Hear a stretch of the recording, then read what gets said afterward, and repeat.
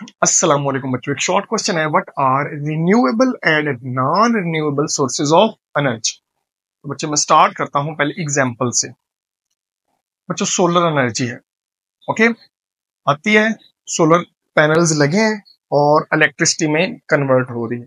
दूसरा दिन होता है, फिर सोलर एनर्जी आती है, फिर कन्वर्ट हो रही है इलेक्ट्रिसिटी। तो इसको हम रीयूज कर रहे हैं, बार बार इसको हम यूज कर रहे हैं। ओके, पानी से डैम बनाया, पानी आया, उससे हमने इलेक्ट्रिसिटी हासिल की, आगे चला गया, फिर दोबारा उसको हम यूज करके इलेक्ट्रिसिटी पैदा कर सकते हैं। ओके, उसके अलावा हमारे पास है जमीन की हीट, थर्मल एनर्जी, उससे भी हम बिजली हासिल कर सकते हैं और बार बार हासिल कर सकते हैं।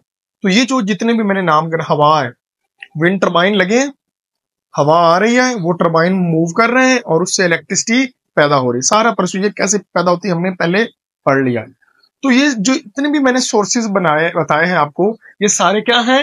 रिन्यूएबल। क्यों? Sources that are replaced by new one, मसलन जिनको हम रिप्लेस कर सकते हैं। हवा इधर आई, इलेक्ट्रिसिटी पैदा हुई, फिर इधर से चली, फिर इलेक्ट्रिसिटी पैदा हुई, तो ये रीयूज हो रही है। बात समझ आ रही है? तो ऐसे सोर्सेज को बोलते हैं रिन्यूएबल। लेकिन बच्चों कुछ ऐसे रिसोर्सेज भी हैं जो एक दफा यूज हो जाए, फिर दोबारा उन्हें यूज करने के लिए कई साल लग जाते हैं, मिलियंस ऑफ ईयर्स लगते हैं। उनको हमने कैटेगरी में रखा है किसमें? Non renewable sources of energy. For example coal है, गैस है, बात समझ आ रही, ऑयल है, ये जमीन के नीचे आपको पता है पाए जाते हैं। बात समझ आ रही, ये फॉसल्स हैं, कई पुराने जानवरों के मरने के, और उन्हें मरते हुए मिलियंस ऑफ ईयर्स हो चुके हैं। बात समझ आ रही। अब एक दफा कोयला, फॉर एग्जांपल आपके पास ये कोयला है, ये कोई पुराना डायनासोर मरा था उसका फॉसल है, ओके, इसको यूज कर लिया। अब दोबारा वैसा कोयला बनाने के लिए हमें फिर उतना इंतजार करना पड़ेगा।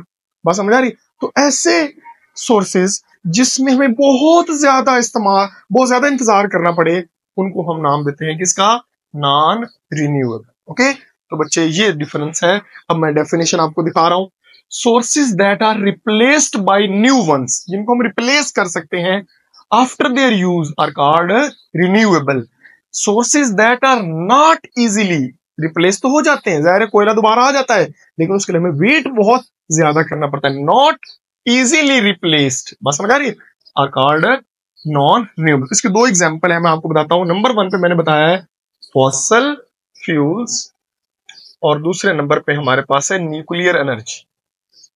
ओके, जो एटम को तोड़ के हासिल की जाती है, क्योंकि इनकी हाफ लाइफ बहुत ज्यादा होती है, ये एक दफा यूज हो जाए तो फिर इनको टाइम लगता है। ओके, तो ये हमारे पास दो हैं non renewable sources of energy. और पहले नंबर पे बच्चे हमारे पास है हाइड्रो इलेक्ट्रिसिटी।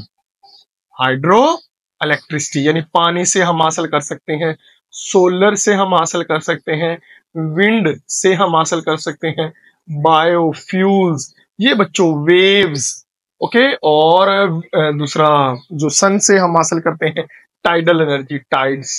तो ये सारे के सारे बच्चों हमारे पास हैं रिन्यूएबल, और ये हमारे पास कौन से हैं? Non renewable sources of energy. तो ये शॉर्ट क्वेश्चन था, आई होप बच्चों आपको क्लियर हो गया होगा।